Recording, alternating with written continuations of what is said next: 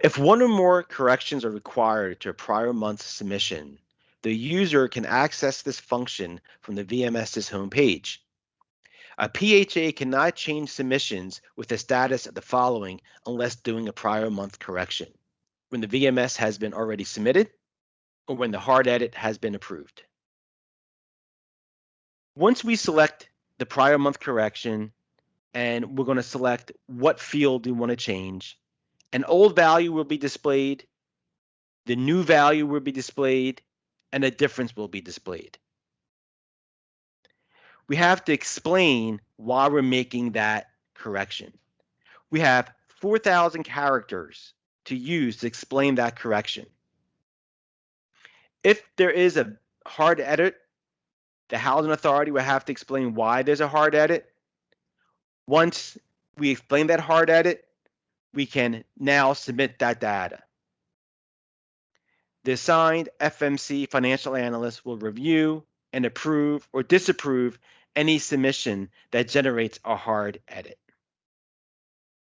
Just an example of what a prior month correction looks like. You receive for unit months leased, as an example, we have the new value, we got the old value, and there's a difference value, those three columns.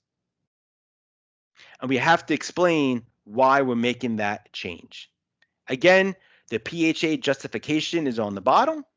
You have 4,000 characters to explain. Once the data has been entered in VMS on a tab, we now need to submit it. We're first going to validate the data. And there's 3 steps of validating the data. There's checking for proper format, ensuring that the amounts are reasonable, and ensuring that the amounts are complete and they're consistent. Comparing for completeness and consistency, the comparing related fields against a list of business rules. If inaccuracies are found or something does not meet the business rules, it will generate an error, and those errors have to be addressed. Before the submission, the system will be generating various validation checks. There are 3 of them. The basic validation. Make sure that we're using the correct numeric data in the field. No commas, no periods. Hard edits. The checking against the hard edit criteria listed, the business rules, to make sure that the data that's been submitted makes sense.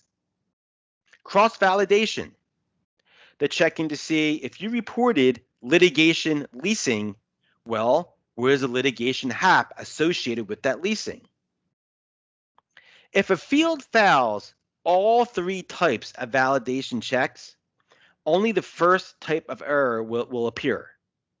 Once that basic validation check is corrected, then the hard edit check will appear. Once the hard edit check is corrected, then the cross-validation check will appear.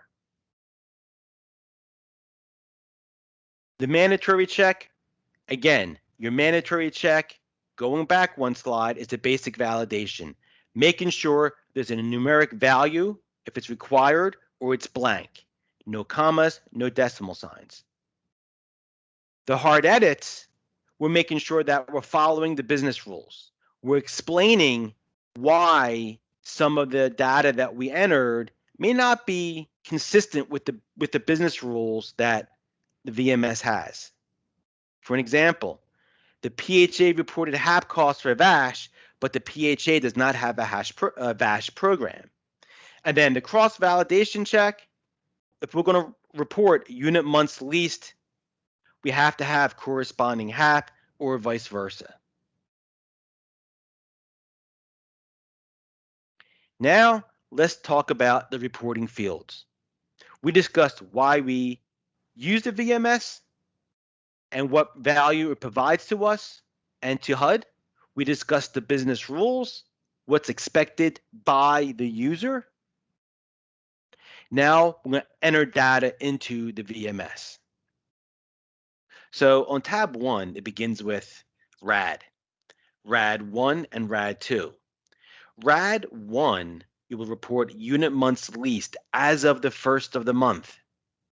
For RAD 1 HAP, you will report HAP expenses as of the first day of the month and HAP expenses after the first day of the month, all in this field. For RAD 2, unit months leased will be reported as of the first day of the month. RAD 2 HAP expenses will be reported as HAP expenses as of the first of the month, and then any subsequent HAP expenses after the first of the month will be reported in all vouchers expenses after the first of the month field on the VMS. Mainstream 5 and VASH are reported the same way as RAD, and these three are your exceptions. For HAP expenses as of the first of the month and HAP expenses as of after the first of the month are reported in this field. Leasing is only as of the first of the month. This is where it changes. The HAP expense field includes HAP only on the first day of the month. Leasing only includes units leased under HAP on the first day of the month. Home ownership has that memo account just for new units leased for the month. And tenant protection has the additional field as well for those tenant protection vouchers that are also enhanced vouchers. And this is what it looks like. We're going to see the leasing and the HAP associated with that leasing in the appropriate fields.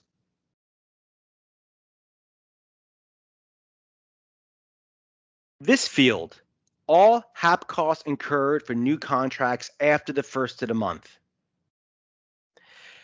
For the categories that we talked about previously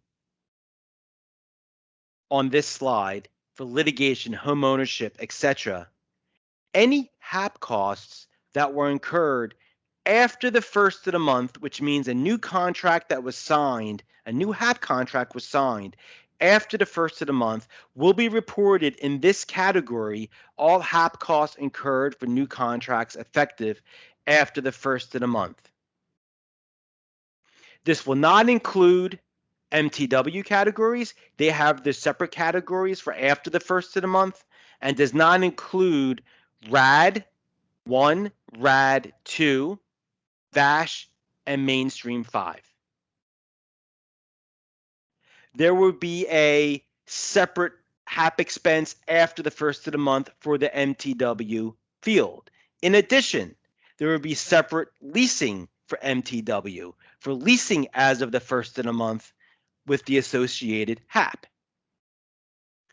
VASH is also included as an additional field for MTW purposes. Please select Next on the player and answer a knowledge check question.